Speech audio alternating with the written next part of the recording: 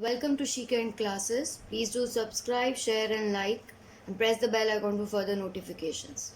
So today we would be learning about the demand and supply topic of economics. This is very important to clear the concept of your economics.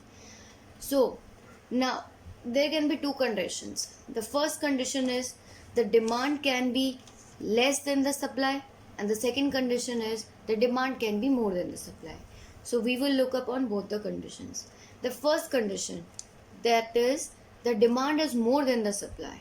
Okay, the demand in people is more than the supply, and this case would give rise to inflation.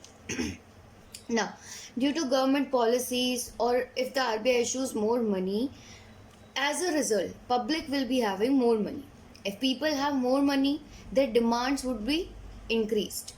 And if their demands would increase, they would go to the shops to purchase things, and because of that, the supply would decrease. So the supply would not be sufficient to meet the demand of people, and this case will be known as inflation. Okay. For example, if there's a pair of jeans that is very famous in people, and everybody is going to that particular shop to purchase that jeans, after a point the supply of the jeans would be so low that it would not be able to meet the demand of the people. Okay, so this case would be known as inflation. The second is if the demand is less than the supply. If the demand is less than the supply, then this is known as deflation. So it likes the same thing if due to some government actions and schemes or RBI schemes that we would be learning in further forthcoming videos, the money with people decreases, so their demand also will decrease, but the supply will increase, because now nobody is going to purchase anything, so the things would be as it is in the showrooms, so the supply would be increased but the demand would decrease. Now this case is known as deflation. For example, I gave you the example of a jeans. Now nobody is going to purchase the jeans, so the jeans supply is sufficient but there is no demand in the market, so such condition is known as deflation. Okay. Now the monetary policy of RBI, the main function of the monetary policy of RBI is to deal with inflation. Okay, and the fiscal policy of the government, the main function of this fiscal policy is to deal with deflation. So the policy of government deals with deflation and the policy of RBI deals with inflation. Okay, coming to factors of production, there are different factors of production. What are factors of production? When a person is producing something, there are different things that he needs in that production process. So what are the particular and the basic things that he needs? The first thing is land.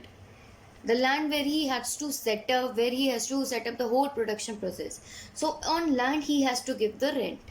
The second is labor. He requires labor to carry out the production process, and he would have to pay wages to the laborers. Third is capital. Capital means money. He would require money, and on money he will have to pay interest. Next is entrepreneur. Entrepreneur earns profit. The person who is running the production process is the entrepreneur, and finally he is going to earn money, that is profit. Okay. Now these things decide the factor cost of a product. Now the factor cost in the sum of these adds the tax to the product or minuses the subsidy. For example, if there is a pencil, okay, and the pencil, after adding all these factors of cost, the pencil becomes of rupees 23. If there is a tax on a pencil, suppose of 1 rupee, then it would be of 24 rupees. 23 plus 1 rupees tax, 24 rupees. And if there is a subsidy of 1 rupee, then it would become of 22 rupees. 23 minus 1, 22 rupees. Okay. So tax and subsidy has to be subtracted or added before deciding the factor cost. Next, there are two rules. First is rule of demand. Rule of demand is price is inversely proportional to demand. If the price increases, the demand will decrease. Okay, so this is the graph of this rule of demand. It shows the buyer's mind. Buyer's mind is like ours mind. If the price of something has increased, you will go to purchase it or you will not go. So definitely the demand for that thing decreases. Okay. Exceptions are essential goods. Essential goods are objects which are very necessary in our day-to-day life, like salt or spices or medicine or clothes. whatever be their price, you will require it. Their demand would be the same, whatever be their price. Next is given goods. Given goods are the value or the demand of inferior goods increases during inflation. For example, wheat and bajra. Okay, when the price of wheat goes up, then the demand for bajra goes up. Okay, people start preferring bajra over wheat because wheat has become too expensive for people to afford. Okay, so the demand of inferior goods increases during inflation. You can keep this example of wheat and bajra in your mind. Next is Veblen goods. Veblen goods are goods which are of social status, like paintings, or you can say Bullet, the Enfield, or you can say Hayabusa, or some very lavish cars. So like BMW. So these things are always expensive, but they are in demand because of their cost, because they show the social status of people around in the society. So in spite of being very expensive, these are always in demand. Next is fashionable goods. Goods which are in fashion, they are not affected by this rule of demand because whatever be the price, they are always in demand. Next is rule of supply. Rule of supply is price is directly proportional to supply. Okay, if price goes up, supplies goes up. This shows the seller's mind. For example, if price goes up, the seller will earn profit. Now he will have more money to increase the production process. If the production process increases, definitely supply of the product will also increase. So it is the graph of this rule of supply is like this. Now where is the price of product decided? The point where this graph and this graph meet, the point where the seller and the buyers meet, that point decides the price of the product. Next is, what are the sectors of production? Sectors of production, there are 5 sectors. First is primary sector. All goods which are achieved or which are got from natural sources like fishery or dairy products or animal husbandry or forest products are all examples of primary. Next are secondary. Secondary sector includes manufacturing and construction like bridges or roads, or you can say flyovers. These are all included in, or industries are all included in secondary sector.